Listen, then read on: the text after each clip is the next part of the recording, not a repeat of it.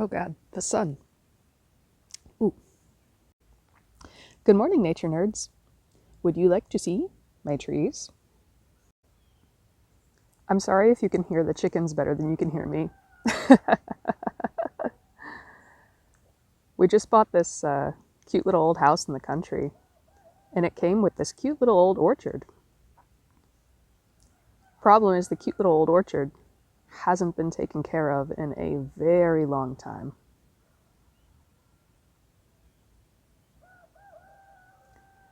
About half of these trees were put in 20 years ago by the guy who built the house. And it looks like he knew what he was doing. But what I gleaned from the neighbors is that he was older and disabled and in poor health, and so things fall apart, as they do. Not trying to throw shade on that guy. The other half are wee baby trees, maybe about 2-3 years old, and it looks like the man who bought the house after the first owner died. I don't know the situation, but it looks like he just shoved some trees in the ground and left them there. So that leaves us with weedy feet, bad pruning cuts, no pruning cuts, storm damage, suckers, water sprouts out the wazoo, bug damage, browser damage, border damage, bacterium, a fungus among us, abandoned training systems, trees buried in their nursery root bags, trees buried in massive plastic pots, dead trees left to rot and baby trees planted on top of them, and whatever is going on in these pictures. It gets more ridiculous the longer I look at it.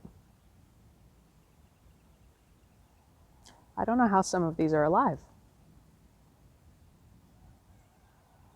You can only go up from here. So step one, after a whole lot of... I'm trying to keep you guys out of the sun. Step one, after a whole lot of reading and research and just walking around out here kind of assessing what's going on, is to weed around the bases of all the trees. I'm trying to scoop out about a 2-foot circle around every trunk so I can see what's going on at the trunks. And because this time of year the trees are sending out feeder roots up at the surface to make one last grab for nutrient snacks before they bed down for the winter.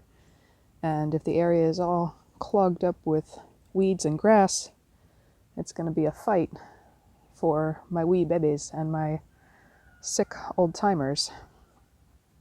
My next project is going to be getting some wood chips in here so I can mulch around them. Mulch is going to keep the weeds down, keep the moisture in the soil, and help prevent severe temperature fluctuations as we get further into winter.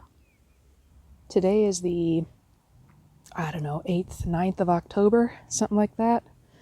And we've already got frost in our... I guess this is a low pocket in the ground. Hello, frosty leaves.